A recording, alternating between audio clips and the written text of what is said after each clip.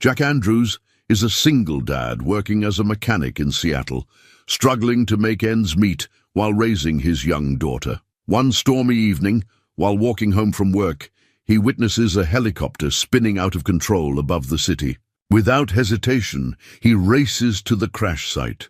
Drawing on his mechanical expertise, Jack manages to rescue the passengers from the wreckage, including a young woman named Sarah. What he doesn't know is that Sarah is actually Sarah Blackwood, the secret heiress to a multi-billion-dollar empire who's been living anonymously while searching for authentic connections in life. As Jack helps her from the twisted metal, neither realizes this moment will change both their lives forever. But will Sarah's wealth and family expectations tear apart the genuine connection they've found in each other? Before we jump back in, tell us where you're tuning in from. And if this story touches you, make sure you're subscribed, because tomorrow I've saved something extra special for you. Rain pelted the twisted metal of the helicopter as emergency lights painted the scene in alternating red and blue. Jack Andrews' hands trembled slightly as he held the umbrella over the young woman he'd just helped from the wreckage. Her blonde hair was matted with rain, and a small cut above her eyebrow left a thin trail of blood that mixed with the rainwater on her cheek. "You should let the paramedics check that," Jack said, gesturing to her forehead. "I'm fine," she insisted, pulling her sodden jacket tighter around her shoulders. "Thanks to you."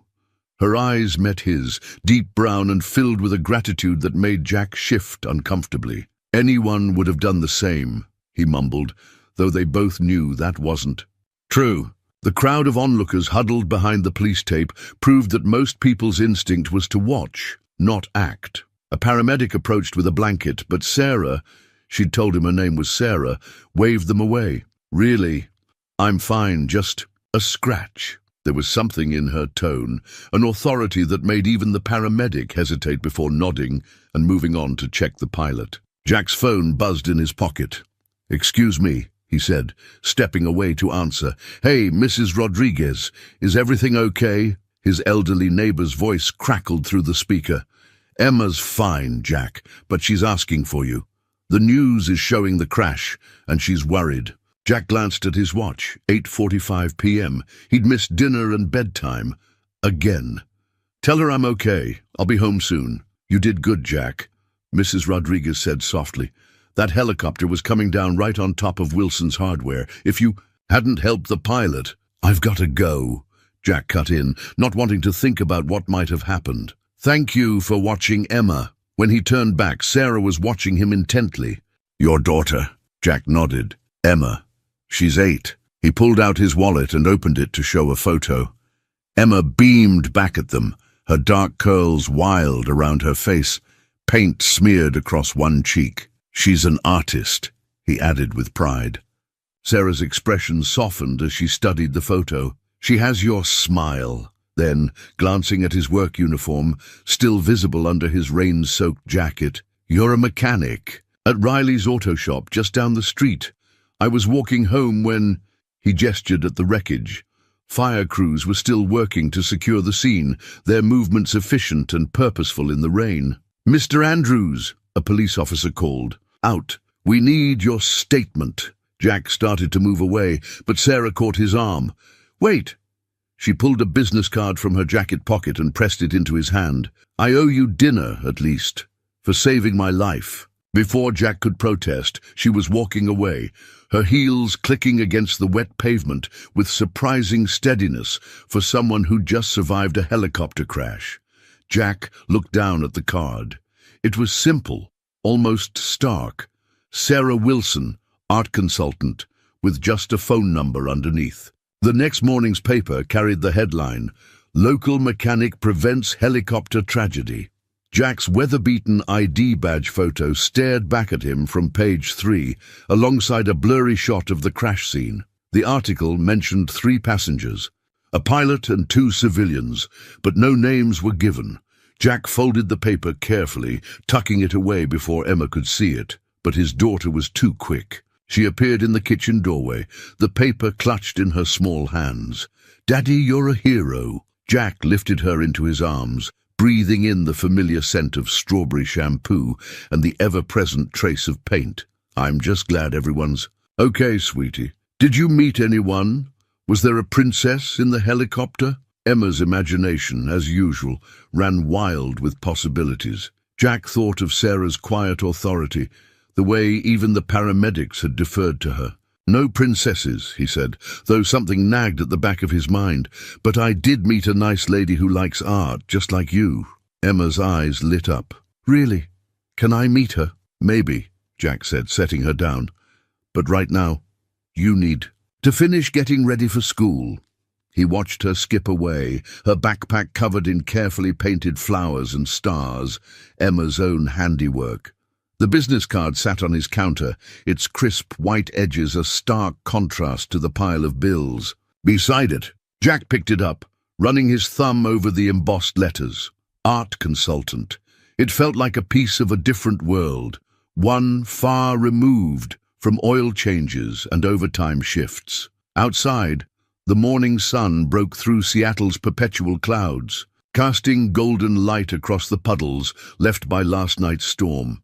A new day, Jack thought, tucking the card into his wallet. Just another day of making ends meet, of being the father Emma deserved. He couldn't know then how wrong he was, how that simple business card would bridge two worlds that were never meant to meet. The pile of bills seemed to multiply every time Jack looked at them. Electric, past due. Water, final notice. Emma's art class fees, already 2 weeks late. He spread them across the kitchen table, running calculations in his head as he sipped. Coffee that had gone cold hours ago. The garage wasn't doing well.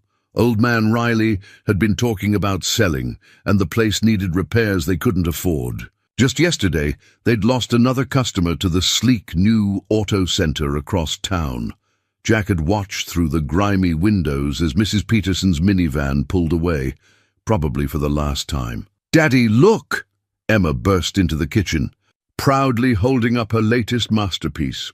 A swirl of blues and purples dominated the canvas, with something that might have been a helicopter soaring through the stormy sky. "It's from your rescue." Jack quickly gathered the bills, tucking them into his pocket. "It's beautiful, sweetie.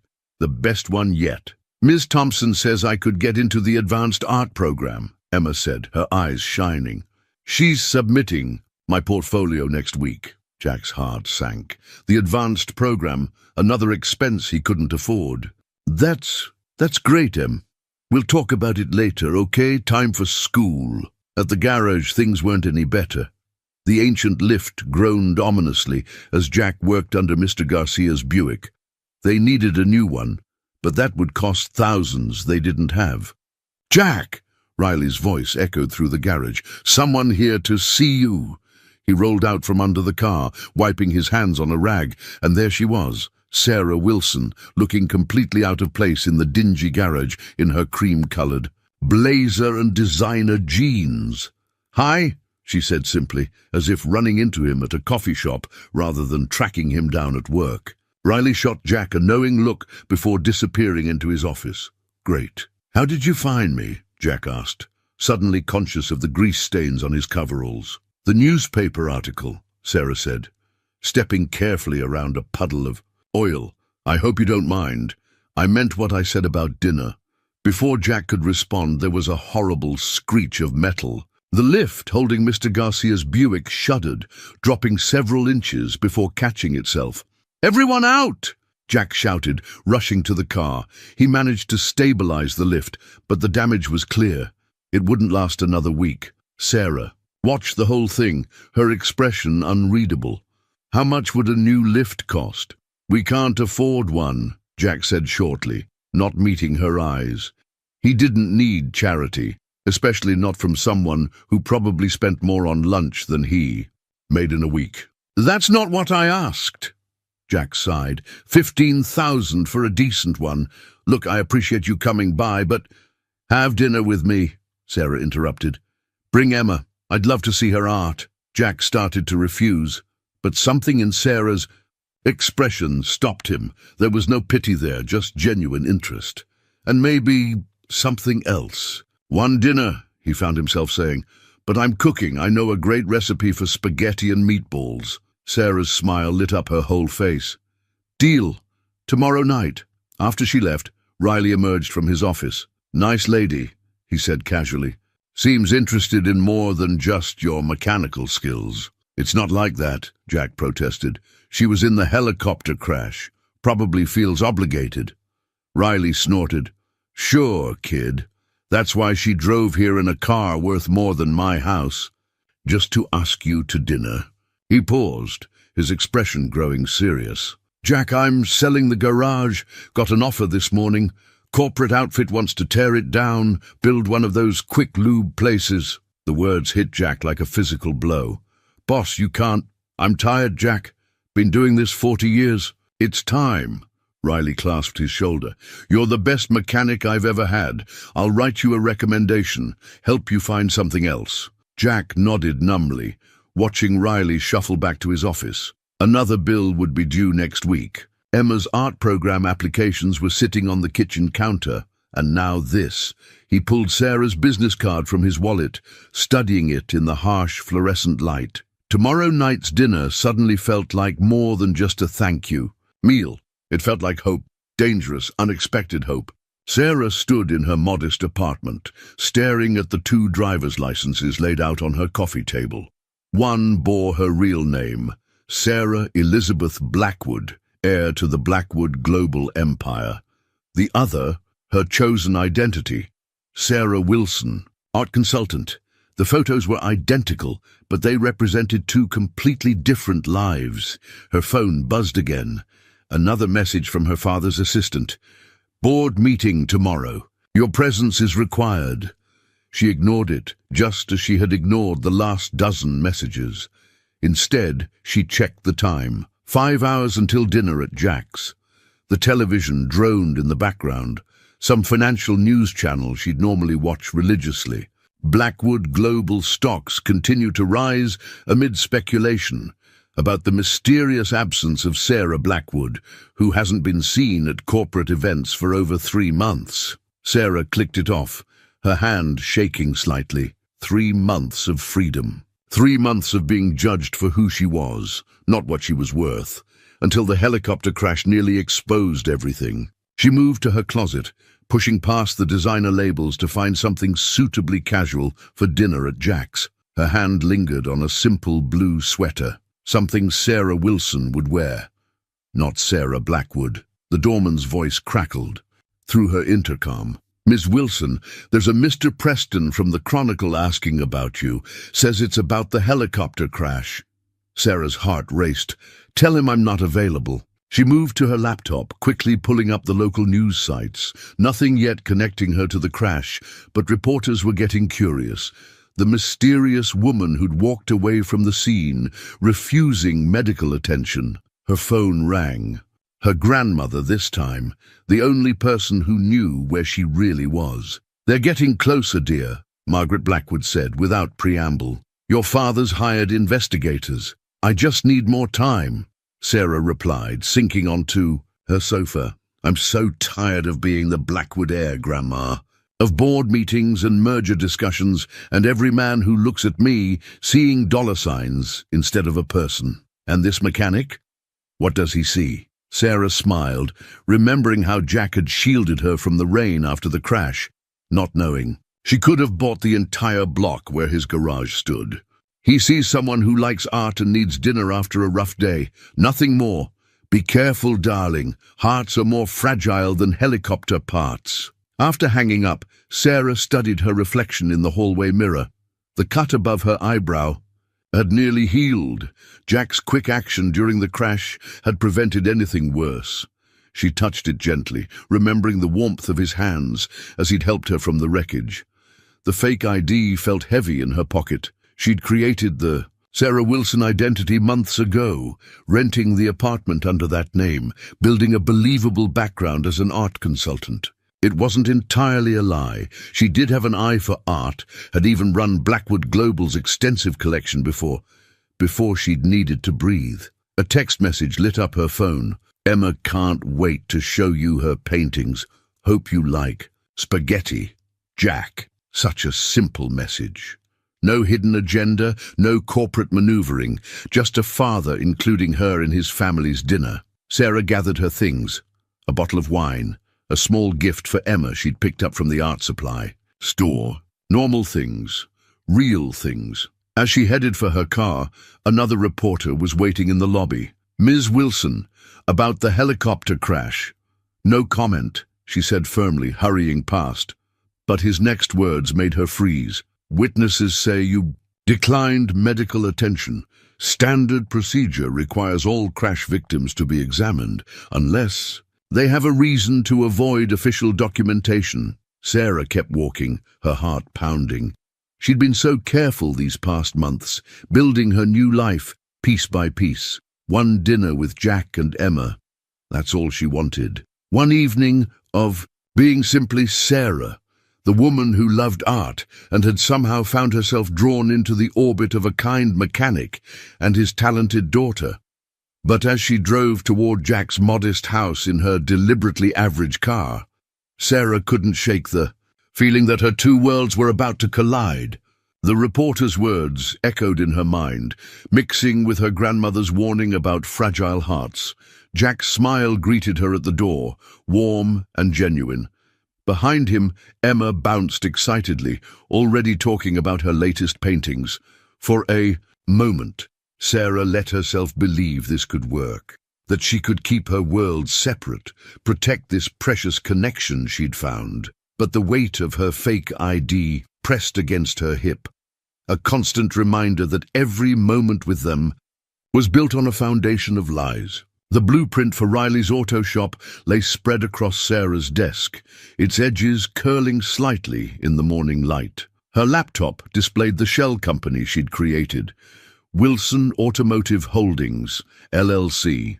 Simple, untraceable, and most importantly, impossible to connect to Blackwood Global. "It's a significant risk," her grandmother's voice crackled through the speakerphone. "If your father discovers you're using family money this way." "It's my trust fund," Sarah countered, studying the garage's layout. "And I'm not just giving him the money, I'm investing in a viable business. A business you found because its owner rescued you from a helicopter crash." Margaret Blackwood's tone was dry, but not unkind. "Just be careful, dear. The heart can make even the smartest woman blind." Sarah ended the call and turned back to the blueprints. The garage had good bones, solid foundation, excellent location. With proper investment, it could become something special, something that would let Jack keep his dignity while securing Emma's future. The door chime at Riley's auto shop rang as Sarah pushed it open, careful to keep her designer boots away from the oil stains. Jack emerged from under a car. That same surprised smile crossing his face when he saw her. "Twice in 1 week," he said, wiping his hands. "Should I be worried?" "Actually, I'm here to see Mr. Riley." Sarah kept her voice casual. "I represent some investors interested in local businesses." Jack's smile faded slightly. "Here to help tear it down." "The opposite." Sarah pulled out a folder containing Wilson Automotive Holdings' proposal. "We want to renovate, modernize, keep the existing staff and expertise while updating the equipment." Hope flickered across Jack's face before doubt clouded it. "Sounds expensive. Investments usually are." Sarah watched Riley examine the proposal, her heart beating faster than it ever had in corporate boardrooms. "But we believe in preserving community businesses." Later, as she walked Jack through the potential changes, his enthusiasm was contagious. "We could expand the service bay here," he said, pointing to the blueprint. "Maybe add a waiting area for customers. Emma could paint something for the walls." He caught himself, embarrassed by his excitement. "Sorry, getting ahead of myself. It's your company's decision." "Our investors believe in collaboration," Sarah said carefully. "We value the expertise of people who know the business from the ground up." They were standing close now, both leaning over the blueprint. Sarah could smell engine oil and something distinctly Jack, like fresh air and honest work. "Why are you really doing this?" he asked softly. "Because I'm falling for you," she wanted to say. "Because your daughter's smile lights up rooms. Because You saved me in more ways than you know." Instead, she said, "Sometimes people just want to do the right thing." The moment stretched between them, full of unspoken possibilities. Then Emma burst in, fresh from art class, her backpack clattering with supplies. "Sarah!" She threw her arms around Sarah's waist, heedless of proper business etiquette. "Did you see my new painting? I did it just for you." Jack started to scold her, but Sarah was already crouching down, examining the canvas Emma proudly displayed. It showed 3 figures. A tall man in blue coveralls, a small girl with wild curls, and a woman in between them, all holding hands. "It's beautiful," Sarah whispered, her throat tight. "Is that us?" Emma beamed. "See, Daddy's fixing cars, I'm painting, and you're doing your art stuff." Sarah met Jack's eyes over Emma's head, saw the same mix of joy and terror she felt. They were playing with fire, all of them. Her secret identity, his pride, Emma's innocent hope. The blueprint crinkled as Emma set her painting on it, the past and future overlapping on Riley's desk. Sarah's phone buzzed, another message from her father's assistant about another missed board meeting. But for now, in this oil-stained garage with its endless possibilities, Sarah let herself believe in happy endings. "Hey," Jack said softly, noticing her distraction. "You okay?" Sarah looked at the painting again.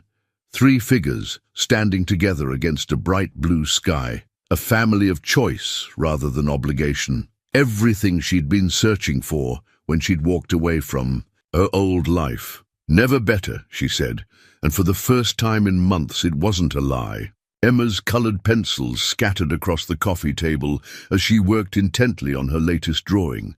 From the kitchen, the sounds of Jack and Sarah cooking dinner together drifted in. Soft laughter, the clink of plates, comfortable silence. It had become their Friday night routine over the past few weeks. "Almost done," Emma announced, adding final touches to her masterpiece. The paper showed 3 stick figures having a picnic under a rainbow. She'd been drawing them together more, often lately, Daddy, herself and Sarah. It felt right. In the kitchen, Sarah was teaching Jack how to make proper Italian sauce.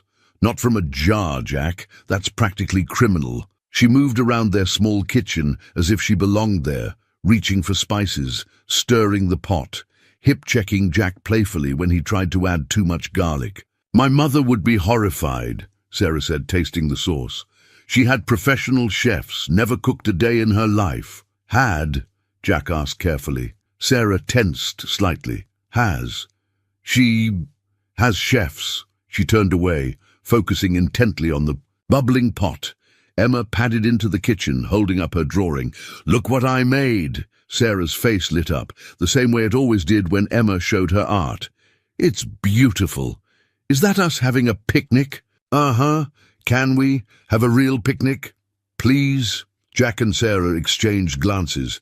These moments were happening more often.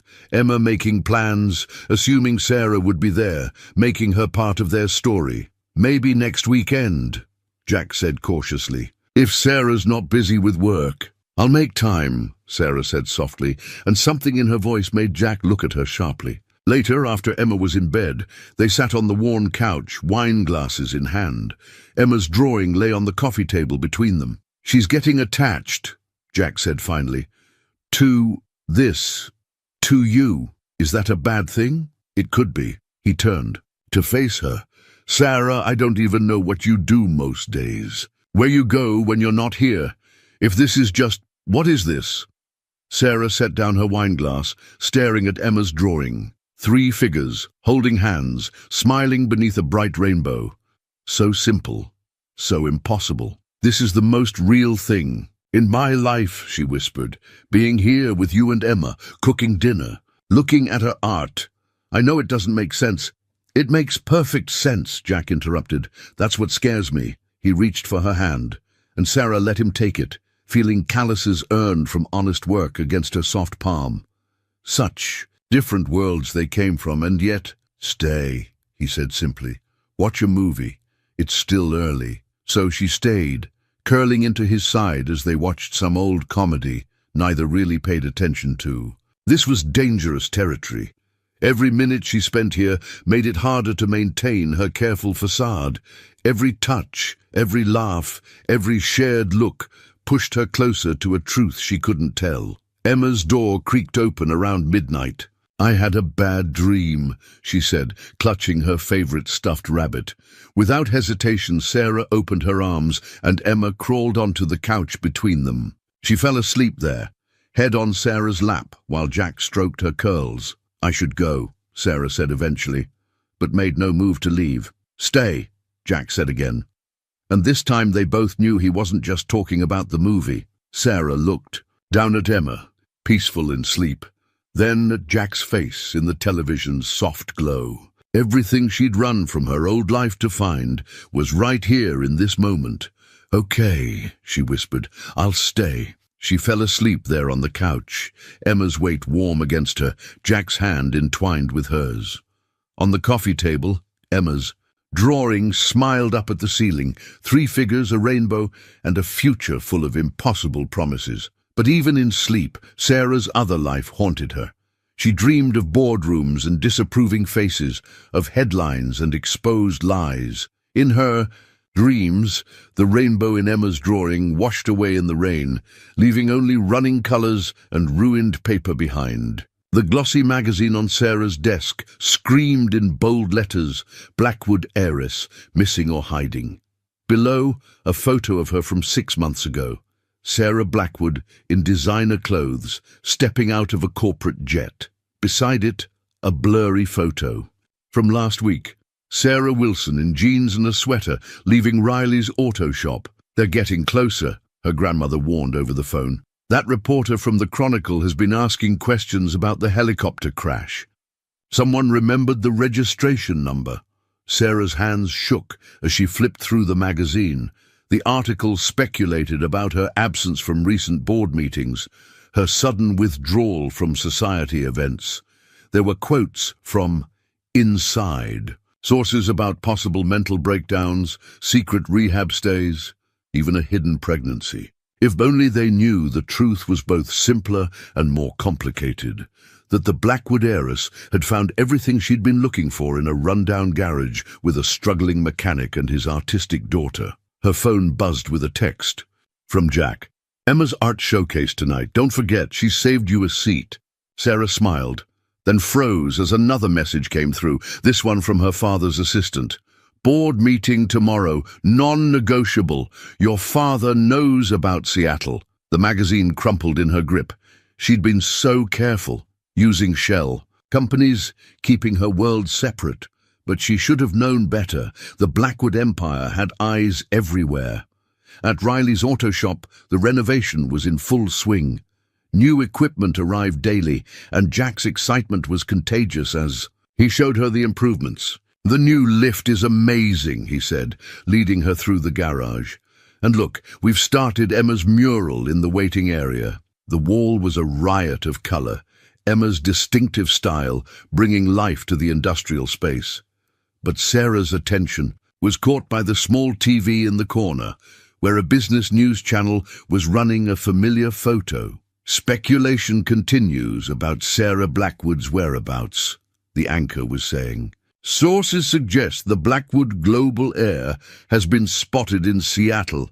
"Hey, that kind of looks like you," Jack said, squinting at the screen. Sarah's heart stopped. "Just one of those faces, I guess," she managed, quickly changing the subject. "The mural's beautiful. Emma's really outdone herself." But Jack's expression had shifted, something uncertain flickering behind his eyes. "You know, I realized I've never seen where you live. You always come here, or we meet somewhere." "My place is a mess," Sarah said quickly. "Art consulting, lots of catalogues everywhere. Besides, Emma's much more comfortable here." As if summoned, Emma burst through the door, saving Sarah from Jack's increasingly questioning look. "Sarah, you have to come see my piece for tonight. It's my best one ever." Sarah let herself be pulled along, grateful for the interruption. But she caught a glimpse of Jack watching her, his mechanic's mind that was so good at solving problems starting to put pieces together. At the school art showcase that evening, Emma proudly showed off her painting. an abstract swirl of blues and golds that somehow captured both motion and emotion. "It's about family," she explained to the small crowd, "about how sometimes the best families are the ones we choose." Sarah felt tears prick her eyes as Emma took both her hand and Jack's, standing between them like in so many of her drawings. This was real. This was true. This was everything. Her phone buzzed again, a message from her grandmother. "They've traced the helicopter. Tomorrow's board meeting. They know everything." Sarah looked at Jack, at Emma, at the life she'd built. Here, the magazine in her bag felt like it weighed 1,000 pounds, its accusations threatening to tear apart this fragile happiness. "You okay?" Jack asked softly, noticing her distraction. "You seem just proud," Sarah said, squeezing his hand. "So proud of our girl. Our girl." The words slipped out naturally, and Emma beamed up at them both. But even as Sarah smiled, back she knew her time was running out. Tomorrow's board meeting loomed like a storm on the horizon, threatening to wash away everything she'd built. The truth would come out. It always did. The only question was whether she could find a way to keep them when it did. The old family photo felt heavy in Sarah's hands. A younger version of herself standing beside her father at a charity gala, diamonds at her throat, her smile practiced and perfect, so different from the way she smiled now, in Emma's drawings. Or across Jack's dinner table, the board meeting had been exactly as brutal as she'd expected. "The helicopter crash was unfortunate," her father had said, his voice arctic. "But this little experiment of yours ends now. You have responsibilities, Sarah, to this company, to our family name." Now, sitting in her car outside Jack's house, Sarah stared at the photo. Her other life was catching up, and she had a choice to make. The lights were on inside. She could see Emma's silhouette dancing past the windows, probably showing Jack her latest creation. Her phone buzzed. Her grandmother. "Whatever you decide, dear, decide it for yourself." Sarah took a deep breath and got out of the car, the family photo tucked in her bag like a confession. Through the window she could see them in the kitchen, Jack helping Emma with homework, both heads bent over what looked like a math book. Normal, perfect, real. She knocked and Emma's face lit up when she opened the door. "Sarah, Daddy's trying to help me with fractions, but he's kind of terrible at it." "I heard that," Jack called from the kitchen, but he was smiling as he came to greet her. His smile faded when he saw her face. "Emma, why don't you go work on that art project you were telling me about?" Once Emma was gone, Jack led Sarah to the couch. "What's wrong?" Sarah reached into her bag with trembling hands. "I need to show you something, and after I do, everything might change." She handed him the photo, watched his eyes move from the young woman in the picture to her face and back again, watched understanding dawn, followed by confusion, then hurt. "Sarah Blackwood," he said. Finally, the name falling between them like a stone. The missing heiress, the one they've been talking about on the news. Yes, the helicopter crash. That wasn't random, was it? You were running from something. Sarah's laugh was shaky. Running towards something, actually. A real life, real connections. Then you saved me, and I found everything I'd been looking for. But I couldn't tell you who I really was without risking losing it all. So instead, you lied. Jack's voice was quiet. Dangerous. The garage purchase, that was you? Through a shell company. I wanted to help, but I knew you wouldn't accept. Charity! It wasn't your decision to make. The photo crumpled slightly in his grip. Do you have any idea what you've done? I've been living on pride and promises, trying to give Emma the best life I could. Then you come along, playing at being normal. I wasn't playing, Sarah's voice broke. Everything I felt, everything we built here, that was real, is real. How can I know that? How can I trust anything you've said? From down the hall came the sound of Emma humming, oblivious to the way her carefully drawn family was fracturing. Ask me anything, Sarah said desperately. I'll tell you everything. About my family, the company, why I left. No more lies. Jack stood, pacing the small living room. The art consulting? Not entirely a lie. I managed my family's collection. It's worth millions. The apartment? Rented under my fake identity. But I really do live there. I left the mansion, the staff, everything. Why? Sarah looked at the photo again, at that perfect empty smile. Because I was suffocating. Every decision made for me, every relationship a strategic move. Then the helicopter crash happened and you saw me, just me, not the Blackwood. Heir, not a business opportunity, just Sarah. Jack sat heavily beside her. Emma adores you. I adore her too. Both of you, more than anything in either of my worlds. And now, Sarah pulled out her phone, showing him the messages from her.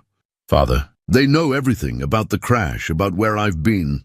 They're demanding I return to my responsibilities. She took a shaky breath. But I'm done letting them decide my life. I need to know if there's still a place for me. Here, the real me. Jack was quiet for a long moment, staring at the photo of young Sarah with her perfect smile and empty eyes. Finally, he said, Emma, can you come here? Sarah's heart stopped as Emma bounded in. What's up?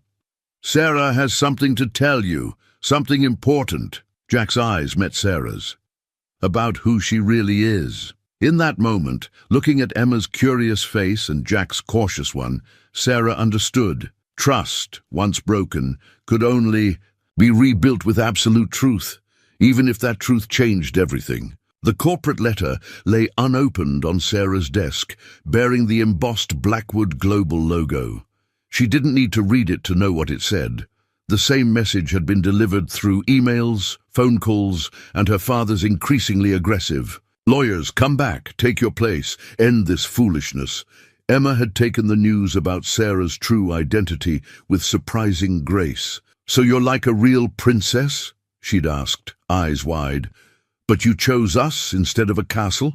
Something like that, Sarah had answered, watching Jack's face carefully. Now, 3 days later, she sat in her sparse apartment, surrounded by evidence of her dual life. The TV droned with business news, Blackwood Global's stock dropping amid rumors of family instability. Her phone buzzed constantly with messages from board members and family associates. A knock at her door made her jump. Jack stood there, looking slightly uncomfortable in the upscale apartment building's hallway. Emma wanted you to have this, he said, handing her a newly completed drawing. She says your old family photo looked too sad. Sarah unfolded the paper. Emma had drawn her twice, once in fancy clothes with a frown, and once in regular clothes with Jack and Emma smiling. Above it, in careful letters, "Choose happy, out of the mouths of babes," Jack said softly. Jack, I'm still angry, he interrupted, about the lies, about you manipulating things with the garage. But Emma's right.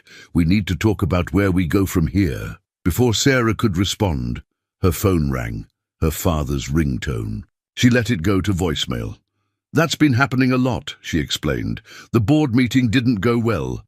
They're threatening to remove my voting rights if I don't return. And what would that mean? Losing control of my mother's shares. She left them to me for a reason, to prevent exactly what my father's trying to do now. He wants to break up the company, sell off the parts that do actual good in the world, focus purely on profit. Jack picked up the corporate letter, turning it over in his hands. And this is what you've been protecting Emma and me from? This world. I wanted to keep you both separate from all this, safe. We don't need protection, Sarah. We need truth. Partners face things together. The word partners hung in the air between them. Before either could speak again, Sarah's laptop chimed with a news alert. She clicked it, then went pale. What is it? She turned the screen to show him. There, on the business news website, was a photo of them at Emma's art showcase. The headline, bold and damning, Blackwood Heiress found, the secret life of Sarah Blackwood. They'll be coming, she said quietly. Reporters, photographers, they'll want to know everything about you and Emma, your past, your finances, every detail of your lives. Let them come. Jack's voice was firm. "We have nothing to hide. You don't understand. My father, he'll try to discredit you, make it look like you're after the money. He's done it before to others who got close to me. Is that why I never let anyone in? Yes, but with you, after the crash, I couldn't help myself." Jack moved closer, taking her hand. "You know what I do with broken machines? I fix them, part by part. Honestly, no shortcuts." Sarah looked down at Emma's drawing again, the two versions of herself, and the choice laid out so simply by an 8-year-old's wisdom. "I have to go to the office tomorrow," she said. "Face the board. My father. We'll go with you." She started to protest, but Jack cut her off. "Not to the meeting, but to be there after, to remind you what you're fighting for." Her phone buzzed again, another message from her father. "Think carefully about tomorrow. Some things can't be undone." Sarah squeezed Jack's hand, looking around her apartment, at the life she'd built trying to escape, and the love she'd found by accident. Tomorrow would change everything, one way or another. But for the first time, she wouldn't face it alone. From her bag, Emma's drawing seemed to glow with simple truth. Choose happy. As if anything in this tangled web of family obligations, corporate power, and unexpected love could ever be that simple. And yet, looking at Jack's steady presence beside her, Sarah wondered if maybe, just maybe, it could be. The business contract was the kind that changed lives. 50 pages of legal language that amounted to a simple choice. Sign away her freedom for the security of everyone she loved, or keep her liberty at the cost of watching her father destroy everything she'd built. "It's quite straightforward," Harrison Blackwood said, sliding the contract across his massive mahogany desk. "You return to your position, take your seat on the board, and do your duty to this family. In exchange, I ensure the continued success of a certain auto repair business." Sarah stared at her father's face, so like her own, yet carved from colder stone. The morning papers lay scattered across his desk, their headlines screaming about the Blackwood heiress's common romance. "And if I refuse, then I'll be forced to protect this company's interests, starting with a full audit of all recent Shell Corporation activities." His smile was razor-thin. "I wonder how your mechanic would feel about being investigated for fraud." Outside the floor-to-ceiling windows of Blackwood Tower, Seattle sprawled grey and rain-washed. Somewhere out there, Jack was at the garage with Emma, probably helping her with homework between oil changes. Normal, real, everything she'd fought to find. "You taught me that family is everything," Sarah said quietly, "that protecting the Blackwood name was our highest duty." "I did, but you never taught me about love." Harrison's fingers drummed once on the contract. "Love is a luxury we can't afford. Your mother understood that eventually." "Did she? Is that why she left her shares to me instead of you? Why she made me promise to protect the charitable foundation?" Color rose in Harrison's cheeks. "Sign the contract, Sarah. Don't throw away generations of work for some fairy tale." Sarah's phone buzzed. A text from Jack. "Emma got an on her art project. Says she couldn't have done it without her bonus mom." Bonus mom. The words blurred through sudden tears. "You know what I remember most about Mom?" Sarah's voice was steady now. "Not the galas or the board meetings. I remember her sneaking into my room at night, crying because she'd missed another school play for a shareholders' meeting, promising things would be different someday. She stood, smoothing her skirt. Designer label, part of her Blackwood. Armor. I'm not going to sign. Then you'll lose everything." "No, Dad, I'll keep everything that matters." She turned to leave, then paused. "Mom's foundation stays. The charitable works continue, or every journal, every letter she wrote about. What you did to her goes public." Harrison's face went slack. "You wouldn't dare. I'm my mother's daughter, and I'm done being afraid." The elevator ride down was a blur. In the lobby, reporters waited like wolves, but through the glass doors, Sarah saw them. Jack leaning against his truck, Emma perched on his shoulders, both waving. She stepped out into the chaos of shouted questions and flashing cameras. Miss Blackwood, are you abandoning your family legacy? Is it true you're involved with a common mechanic? Sarah, what about the shareholders? She walked through them all, straight to Jack and Emma. The cameras went crazy as she reached up to help Emma down, as Jack's hand found hers. Daddy says we can have pizza to celebrate my A, Emma announced, oblivious to the media frenzy. Can you come? Sarah looked back at Blackwood Tower, at her father watching from his window high above, then at Jack's worried face, at Emma's hopeful smile. Wouldn't miss it for the world. Later, after Emma was asleep on the couch surrounded by pizza crusts and art supplies, Jack finally asked, "What happened up there?" Sarah leaned into him, breathing in motor oil and honesty and home. "I chose happy." Her phone was already buzzing. With the fallout, stock prices, board member reactions, media requests, tomorrow would bring lawyers and threats and complications. But here, in this moment, watching Emma dream while wrapped in Jack's arms, Sarah knew she'd made the right choice. Some machines couldn't be fixed. Some had to be rebuilt piece by piece into something new, something better. Sarah's resignation letter sat in her grandmother's hands. The elegant stationery, a stark contrast to the cozy kitchen of Margaret Blackwood's penthouse apartment. Outside, rain peppered the windows, turning Seattle's skyline into a watercolor. Blur. "You've certainly caused quite a stir, dear," Margaret said, sipping her tea. "The board is in an uproar. Your father's trying to freeze your assets. Let him try." Sarah watched Emma through the window, drawing on Margaret's covered patio despite the weather. Jack stood nearby, holding an umbrella over her with one hand, and a coffee with the other. "I've already transferred Mom's foundation to a protected trust." "Clever girl." Margaret's eyes twinkled. "Just like your mother. She'd be proud, you know, of all of this." The resignation letter was simple, but firm. Effective immediately, Sarah Blackwood was stepping down from all corporate positions within Blackwood Global. But she would retain her voting shares, her mother's legacy, and her position as head of the charitable foundation. "They're good for you," Margaret said softly, nodding toward Jack and Emma. "I haven't seen you smile like this since you were Emma's age." A knock at the door interrupted them. Margaret's housekeeper appeared with a tablet displaying breaking news. "Blackwood Heiress resigns. Love conquers corporate dynasty." Sarah groaned. "They're making it sound like a romance novel."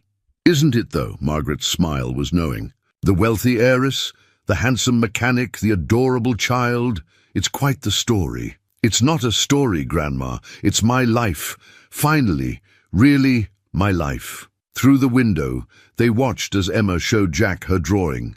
"He laughed at something," she said, and the sound carried faintly through the glass. Sarah felt her heart swell.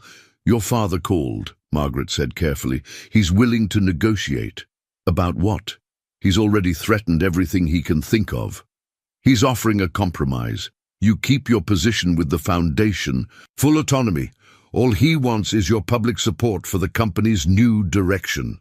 Sarah's hands clenched around her teacup. "His direction, you mean? Gutting environmental initiatives? Scaling back worker protections? Focusing solely on profit? You could do a lot of good with the foundation's resources and help him destroy everything else Mom built." Sarah stood, moving to the window. "No. Some compromises cost too much." Emma had finished her drawing and was pressing it against the window for Sarah to see. It showed the three of them plus Margaret, all holding hands under an umbrella. Jack caught Sarah's eye through the glass and mouthed, "You okay?" She nodded, feeling tears prick her eyes. This was what her mother had wanted for her, not power or position, but the freedom to choose love. "I should warn you," Margaret said, setting down the resignation letter. "Harrison won't stop. He'll try to paint Jack as a gold digger, dig up anything he can from his past. Jack's past is an open book. Single dad, works hard, loves his daughter, nothing to hide. And Emma, are you ready for how this might affect her?" Sarah turned. From the window, "We've talked about it, all of us. She's stronger than anyone knows." As if on cue, Emma burst through the door, trailing raindrops and excitement. "Sarah, Grandma Margaret, look what I made!" Margaret's eyes widened at being called Grandma, but her smile was genuine as Emma climbed into her lap with the drawing. "It's all of us," Emma explained. "See, we're having a picnic in the rain because sometimes the best things happen when it's stormy." Jack joined them, careful to keep his wet shoes off Margaret's antique rug. "Sorry about the grandma thing," he said, "once she gets an idea in her head." "Don't you dare apologize," Margaret said firmly. "I haven't been anyone's grandmother in far too long." Sarah watched them. The elegant society matron, the hard-working mechanic, the precocious artist, all brought together by a helicopter crash and a choice to be brave. Her phone buzzed with another message from her father, but for once she didn't even look at it. Some choices changed everything, but the best ones just revealed what was true all along. The viral video had already reached 2 million views by breakfast. Someone had captured the moment outside Blackwood Tower, Sarah walking through the press gauntlet straight into Jack and Emma's arms, set to soaring music and overlaid with inspirational quotes about choosing love over money. It had become an overnight sensation. "Look, they're calling us a modern fairy tale," Emma said, scrolling through comments on Jack's phone during breakfast. "The princess who chose love over her castle. Can I be a princess too?" "You're already an artist," Jack said, gently reclaiming his phone. "That's better than being a princess." Sarah watched them from behind her laptop, where dozens of interview requests filled her inbox. Good Morning America, Ellen, The View. Everyone wanted the story of the billionaire heiress and the mechanic who saved her life. "We don't have to do any of them," she said. "We can wait it out." Jack reached across the table, taking her hand. "Or we can tell our story our way, before someone else does it for us." A notification popped up on Sarah's screen. Another article from the financial press. Blackwood Global stock tumbles amid family drama. Below it, a more personal hit. Sources close to mechanic reveal troubled past. "They're trying to paint you as an opportunist," Sarah said, anger coloring her voice. "Using your ex-wife, leaving as evidence of... God, I hate them." "Hey," Jack squeezed her hand. "Emma and I have nothing to hide. Let them dig. All they'll find is a single dad doing his best." Emma looked up from her breakfast. "Can I show them my drawings? The ones about our family?" Sarah and Jack exchanged glances. Emma's art had documented their entire journey, from the helicopter crash to their growing connection, each piece filled with the pure insight only a child could offer. "Actually," Sarah said slowly, "that might be perfect." They chose a local news station for their first interview, setting it at Riley's auto shop. The renovations were nearly complete, and Emma's murals brought life to every wall. The reporter, a woman named Claire Chen, arrived with minimal crew and a gentle approach that set them all at ease. "So, Emma," Claire said, sitting beside the girls' art display, "tell me about these drawings." "This one's from when Sarah first started coming over," Emma explained, pointing to an early sketch. "See how she's kind of far away from me and Daddy? But then in this one, she's closer. And this one's after she taught me about mixing colors. We're all holding hands." The camera panned across Emma's artistic timeline of their relationship, each drawing telling part of their story. "And this," Emma said proudly, revealing her latest piece, "is from when Sarah chose us instead of her castle." The painting showed the scene outside Blackwood Tower, but through Emma's eyes. The reporters were drawn as storm clouds, but Sarah, Jack, and Emma stood in a bubble of golden light. Above them, a helicopter, the one that had started it all, trailed a rainbow through the grey sky. Claire turned to Sarah. "You gave up quite a lot to be with them." "Actually," Sarah said, pulling Emma close, "I gained everything that matters." Jack joined them, his arms sliding naturally around Sarah's waist. "We all did." The interview aired that evening. By midnight, Emma's artwork had gone viral in its own right. Cho's Happy started trending, with people sharing their own. Stories of choosing love over obligation, authenticity over expectation. Sarah's phone rang. Her grandmother. Well played, Margaret said. The art was a masterstroke. Even your father's PR team can't spin against a child's honest perspective. It wasn't strategy, Sarah replied, watching Jack help Emma get ready for bed through the doorway. It was just truth. Truth is the best strategy, dear. By the way, have you seen the Foundation's donation numbers since the interview aired? Sarah checked her email. Her eyes widened. This is more than we raised all last year. Turns out people love supporting a charitable foundation run by someone who actually believes in putting good into the world. Who knew? After hanging up, Sarah joined Jack and Emma for their nightly routine. Emma insisted on reading her latest fan mail. Apparently, art teachers across the country were using her drawings to teach children about family and acceptance. Did I help? Emma asked sleepily as Sarah tucked her in. With all the grown-up stuff. Sarah kissed her forehead. You helped more than anyone, sweetheart. You showed everyone what love really looks like. Later, curled on the couch with Jack, Sarah scrolled through the endless supportive messages. For every negative comment about gold diggers or class betrayal, there were hundreds celebrating their choice to follow their hearts.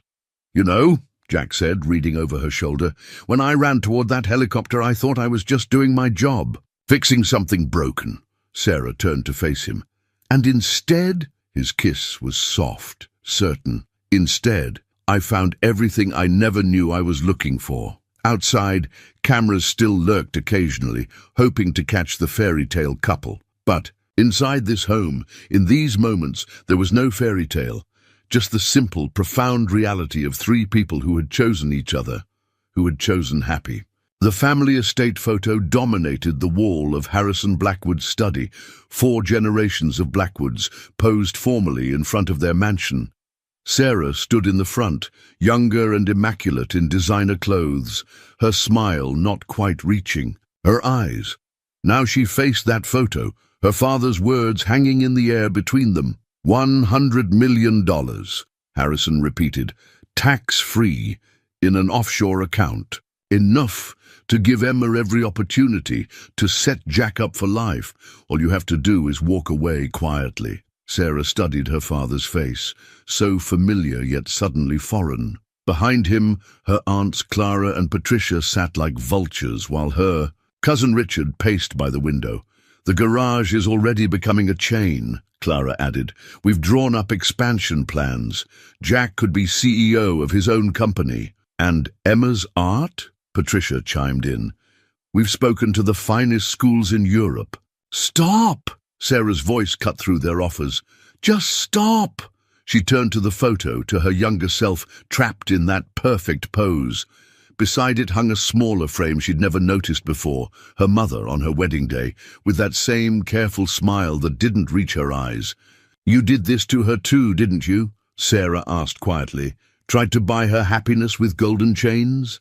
Harrison's face hardened. Your mother made her choice. Yes, she did. She chose to protect me from exactly this moment, to make sure I'd have the power to choose differently.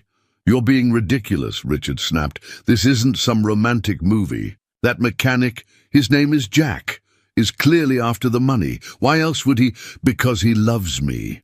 Sarah's laugh was genuine. God, that's what none of you understand. He loved me when he thought I was just Sarah Wilson, art consultant. He loved me when he found out I was Sarah Blackwood. He loves me enough to face all of this insanity because he knows who I really am. And who is that? Harrison's voice was dangerous. Sarah pulled out her phone, showing them her latest background photo. Jack teaching Emma how to change oil, both of them laughing, covered in grease. I'm the woman who brings them coffee and learns about carburetors, who helps with math homework and hangs children's art in a garage waiting room, who finally understands what Mom meant when she said some things are worth more than money. You're a Blackwood, Clara hissed. You have responsibilities. Yes, I do, Sarah straightened. To the foundation, to Mom's legacy of actual good in the world, to showing Emma that love isn't something you can buy or sell, to being the kind of person Jack believes I am. Harrison stood, towering over his desk. If you walk out that door, you're choosing them over your entire family. No, Dad. I'm choosing family over empire. There's a difference." She turned to leave, then paused. You know what Emma said when she saw this photo? She asked why no one was hugging, why no one looked happy. Out of the mouths of babes, right? Outside, Jack's truck sat in the mansion's circular drive, looking deliciously out of place. He and Emma had insisted on coming, on waiting. Through the windshield, Sarah could see Emma drawing, probably documenting this moment like she had all. The others. "How'd it go?" Jack asked as she climbed in. "They offered us the world." "And?" Sarah leaned across the seat, kissing him softly. "I already have it." Emma held up her latest drawing, the mansion dark and looming, but the three of them in, the truck surrounded by light. "I made the house sad because they don't know how to be happy yet," she explained. "But maybe someday they'll learn." As they drove away, Sarah glanced in the side mirror. Her father stood at the study window, watching them leave. For a moment, she thought she saw something in his face. Regret, perhaps, or recognition. Then they turned the corner, and the mansion disappeared behind them. "Ice cream," Jack suggested. "I think we've earned it." "Can I get sprinkles?" Emma asked. "And hot fudge, and—" "Yes to everything," Sarah laughed. "Today, we celebrate choosing." "Right." The late afternoon sun turned Seattle's rain-slicked streets to gold. In the truck's cab, Emma chatted about ice cream flavors while Jack's hand found Sarah's, their fingers intertwining with the easy comfort of two people who knew exactly where they belonged. Behind them, the weight of generations of Blackwood. Expectations fell away, replaced by the simple, profound joy of being exactly who they were meant to be. The new business plan spread across the garage's breakroom table, its fresh pages outlining a future that none of them could have imagined months ago. "Riley's Community Auto Works," read the header, with a logo Emma had designed, a wrench, wrapped in flowing artistic swirls. "So," Jack said, pointing to the blueprint, "the main garage stays exactly as is. Honest work, fair prices, serving the neighborhood. But we add the training program here, teaching basic car maintenance to everyone, especially women and seniors," Sarah added. "Plus the art space for kids while their parents' cars are being serviced." Riley, who delayed his retirement to help with the transition, shook his head in amazement. "Never thought I'd see the day. Art and auto repair." "Why not?" Emma chimed in from her corner, where she was painting a new mural. "Everything's better with art." The plan had come together organically, Sarah's business acumen combining with Jack's practical experience, all filtered through Emma's creative perspective. They were expanding, yes, but not the way Harrison had proposed. Instead of a soulless chain, they were building something unique, a community hub where art and engineering intersected. "The Foundation's board approved the grant," Sarah said, pulling out another document. "We'll be able to offer scholarships. For the training program, make it accessible to everyone."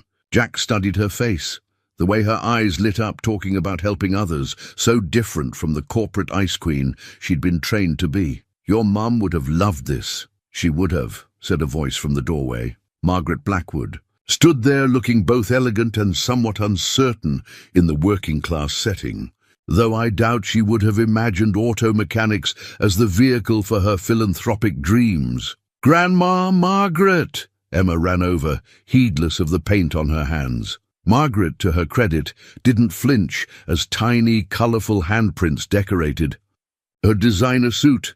"I brought something," Margaret said, producing a folder. "From your mother's private papers, Sarah. I think she'd want you to have it now." Inside was a letter, dated just weeks before her death, outlining her vision for the foundation.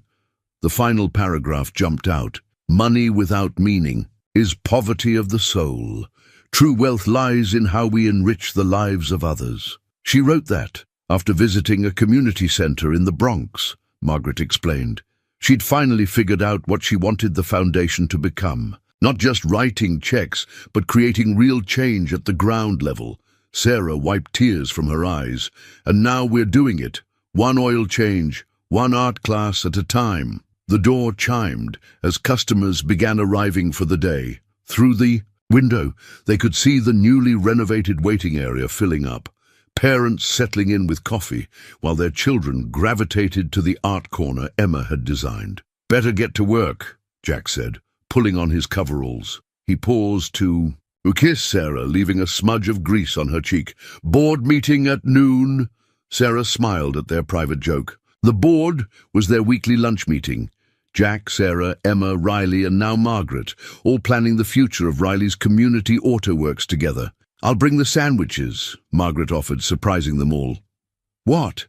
"I'm learning about this, what did you call it, Emma? Normal people food." As they dispersed to their various tasks, Jack to the garage, Emma to her art corner, Margaret to explore this new world she'd stumbled into, Sarah looked at the business plan again. It wasn't the corporate takeover her father had envisioned. It was better, real, a place where art met engineering, where wealthy clients chatted with scholarship recipients over coffee, where everyone's car got the same honest treatment. "Miss Blackwood," a teenage girl approached nervously. "I signed up for the Women's Basic Auto class. I was wondering, could I also volunteer in the art program?" Sarah felt her heart swell. "Of course. And please, call me Sarah." Outside, the sign for Riley's Community Auto Works gleamed in the rare Seattle sun. Below it, Emma's latest mural showed a diverse group of people working on cars while children painted nearby. At the center, three familiar figures, a mechanic, an artist, and a woman who had finally found her true calling. The dinner invitation sat propped against a vase of fresh flowers on Margaret's coffee table. The cardstock was elegant but warm, featuring one of Emma's drawings as the border design. "Please join us for a family celebration, bringing both worlds together. Your father RSVP'd, yes," Margaret said, watching Sarah's face carefully. "Along with Clara and Patricia, even Richard's coming." Sarah set down her tea, hands trembling slightly. After 3 months of silence, "Why now?" "Perhaps because your little experiment is working." Margaret gestured to the morning's business section. Riley's Community Auto Works was featured in a glowing article about innovative social enterprise. Success has a way of changing minds. "Or maybe," Jack added from his spot by the window, where he was helping Emma with her latest art project, "they just miss you." The success was undeniable. What had started as a single garage had grown into a model that other communities wanted to replicate. The combination of quality auto service and community enrichment programs had struck a chord.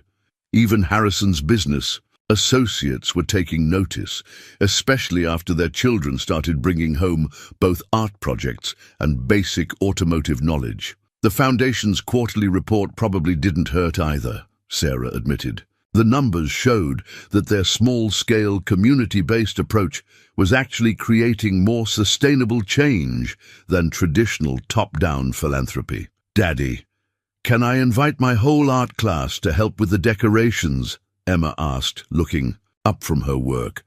"Since it's going to be at the garage anyway." "About that," Margaret interjected, "I was thinking perhaps we could host it here instead." Sarah stared at her grandmother. The Blackwood family penthouse had always been a fortress of exclusivity. The idea of it filled with Emma's art class, garage staff, and community members. "Really?" Emma's eyes lit up. "We could hang art in the fancy room." Margaret smiled. "I think it's time these walls saw some color." The next 2 weeks were a whirlwind of preparation. Emma and her friends transformed Margaret's formal dining room with streamers and artwork. The garage staff brought their families, filling the austere space with life and laughter.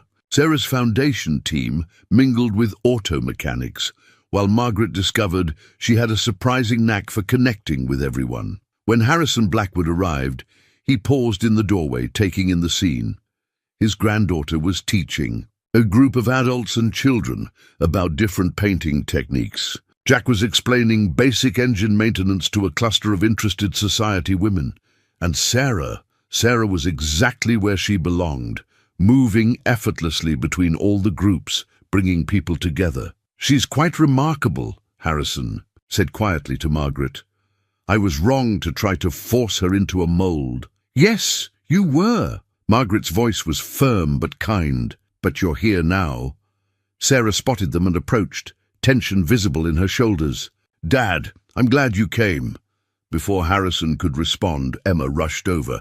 "Grandpa Harrison, come see what I painted for you." The room fell silent as the small girl grabbed the formidable businessman's hand, pulling him toward her art display. There, among dozens of vibrant pieces, was a portrait of Harrison himself, but not the stern corporate warrior. Emma had painted him smiling, surrounded by family, his walls of isolation broken down by swirls of color. "It's how I think you could be," Emma explained, "if you let yourself be happy like we are." Harrison stared at the painting for a long moment. Then, to everyone's shock, he knelt down to Emma's level. "You know, young lady, I think you might be the wisest person in this room." The tension broke. Sarah felt Jack's arm slip around her waist as they watched Emma launch into an enthusiastic explanation of her artistic process to her newly captive audience. "Well," Jack murmured in her ear, "looks like your daughter just accomplished the impossible." "Our daughter," Sarah corrected softly, leaning into him, "and she's been doing the impossible since the day we met." Around them, the two worlds continued to merge and mingle. Clara was getting an impromptu lesson in tire rotation from one of the garage's senior mechanics. Patricia was admiring the children's artwork with genuine enthusiasm. Even Richard was laughing at Riley's old garage stories. Margaret appeared at Sarah's side, holding up her phone. "Your mother's foundation just received its largest private donation ever." She showed Sarah the notification. "From Harrison Blackwood personally. No strings attached." Sarah watched her father listening intently as Emma explained the importance of using bright colors to show happiness. Some bridges, it seemed, could be built with nothing more than a child's wisdom and an open heart. The hospital bracelet was too big for Emma's small wrist. Sarah stared at it as the little girl slept, the stark white plastic bearing information that had changed their world in an instant. Emma Andrews, age 8, pediatric oncology. It had started with fatigue, then bruises that wouldn't heal. When Emma fell asleep during art class, her favorite time of day, they knew something was wrong. Now, 3 days into their hospital stay, words like leukemia and treatment protocol had become part of their vocabulary. Jack hadn't left Emma's side, except when the nurses insisted. He sat now in the uncomfortable hospital chair, still wearing his work coveralls, holding Emma's hand as if he could anchor her to health through sheer force of will. "The specialist will be here in an hour," Sarah said softly, checking her phone. "Dr. Matthews, she's the best pediatric oncologist on the West Coast." "How did you—" Jack started, then stopped. Of course, the Blackwood name still opened doors, even ones they'd never wanted to walk through. "I called in every favor," Sarah admitted. "Dad's connections, the Foundation's medical board. I'm not ashamed of using everything we have. Not for her."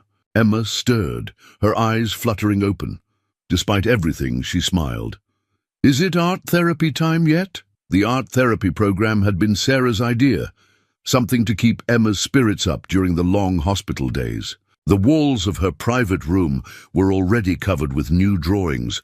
Different from her usual style, these featured brave knights fighting dragon-shaped cancer cells. "Soon, sweetheart," Jack promised. "How are you feeling?" "Tired, but I had good dreams. I was painting the whole world with healing colors."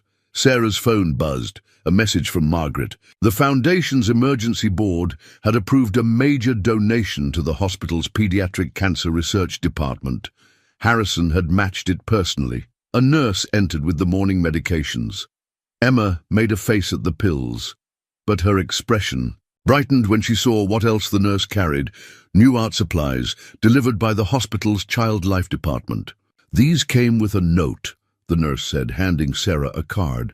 Inside, messages filled every space, signatures from garage staff, Emma's art students, Foundation workers, even Harrison and the aunts. At the center, in Emma's art corner at the garage, Someone had started a mural of support, hundreds of painted handprints forming a heart. "See," Emma said, studying the card. "Everyone's sending love. That's better than medicine."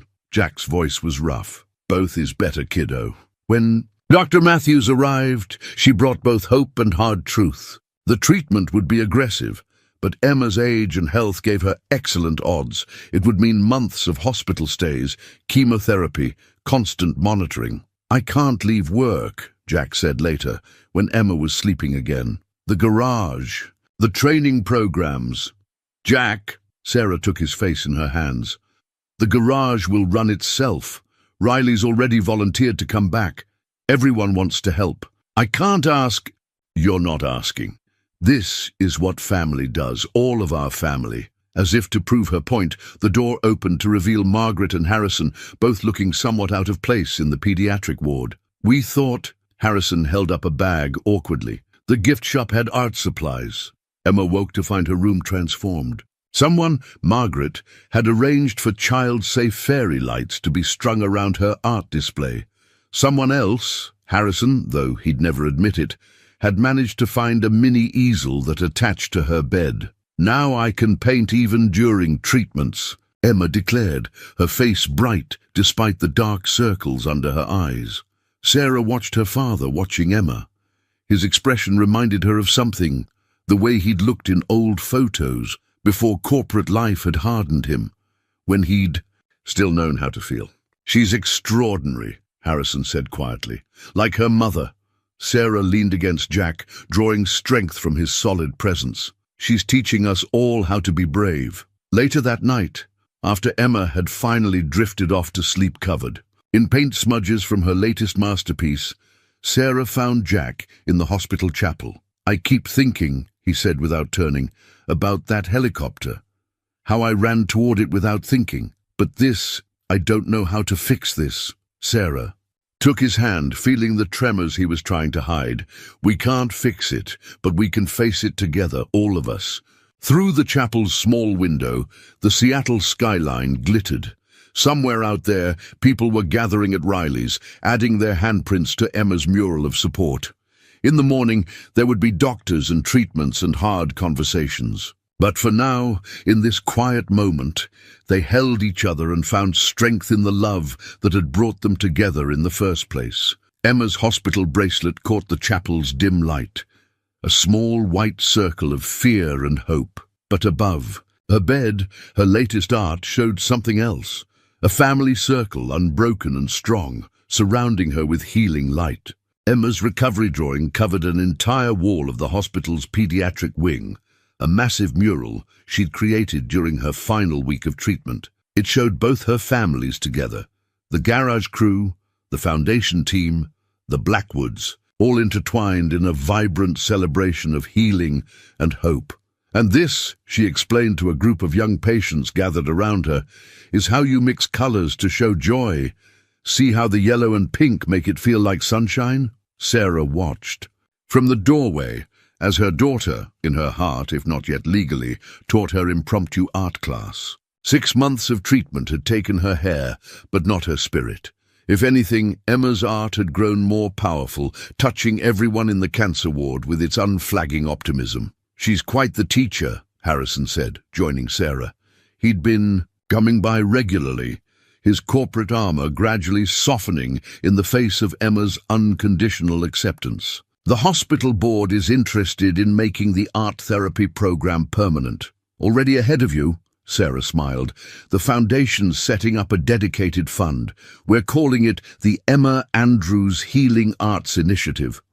Harrison nodded, watching Emma demonstrate a painting technique to a small boy clutching an IV pole. "You know, I spent decades measuring worth in dollars and cents, stock prices, profit margins." He paused. "I was wrong. Dad, let me finish.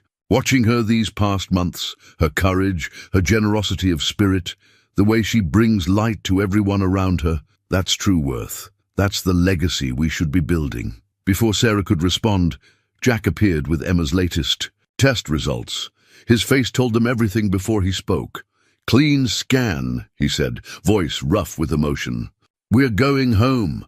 Emma's cheer was echoed by her small students. She hugged each one, promising to come back and teach more classes. "Because art helps healing," she declared, with the certainty of someone who knew it firsthand. Later, as they packed up the room that had been their second home for half a year, Sarah found herself sorting through the hundreds of cards and drawings that had accumulated. The garage staff had kept Emma's corner ready, sending photos of new additions to her mural. Foundation employees had organized a rotating schedule of visitors, ensuring she never felt alone. Even Clara and Patricia had revealed hidden talents.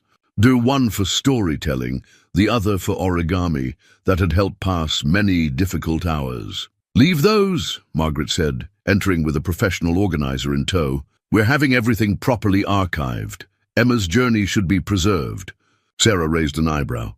"Archived, of course. The hospital wants to use her story and artwork to help other families facing similar battles. If that's all right with you all." Jack joined them, Emma dozing in his arms, despite her insistence that she could walk. "More than all right. Right, Princess?" Emma mumbled. "But don't forget to tell them about the healing colors. As important." The trip home was a parade. The garage staff had lined the street, each holding a piece of art created during Emma's classes. The foundation team had decorated the apartment building's lobby, but the biggest surprise waited in Emma's room. "Grandpa Harrison?" Emma's eyes widened at the sight of her transformed space. "Did you do this?" The city's most powerful CEO shuffled almost shyly. "I had help. From everyone." The walls now held professional photos of Emma's hospital murals, interspersed with art from her students. A new drafting table sat by the window, equipped with professional-grade supplies. But the centerpiece was a family portrait, unlike any the Blackwoods had commissioned before. A warm, candid moment captured during one of Emma's hospital art classes, showing all of them together, barriers of wealth and class forgotten in shared love and concern. "It's perfect," Emma declared, hugging Harrison with the same enthusiasm she showed everyone. "Now you're really part of our heart family." "Heart family?" Harrison asked. "The family you choose with your heart. It's the strongest kind." Sarah felt Jack's arms slide around her waist as they watched Emma explain her philosophy of heart families to Harrison. The past 6 months had tested them all, but like the colors in Emma's paintings, they'd emerged brighter and stronger. "For the mixing, you know," Jack said softly. "When she first got sick, I was terrified of accepting help, especially from your family. And now I understand what Emma always knew. Real strength is letting love in, no matter where it comes from." Through the window, Seattle's eternal rain had paused, leaving a rainbow arcing over the city. Emma insisted on setting up her new drafting table immediately, determined to capture the moment. "For the hospital," she explained, her hands already moving with renewed energy. "So other kids remember that after the hardest rain, that's when the most beautiful colors come." Sarah looked around at their gathered family, Jack's quiet strength, Harrison's hard-won wisdom, Margaret's elegant determination, all the others who had become essential parts of their story. Emma was right.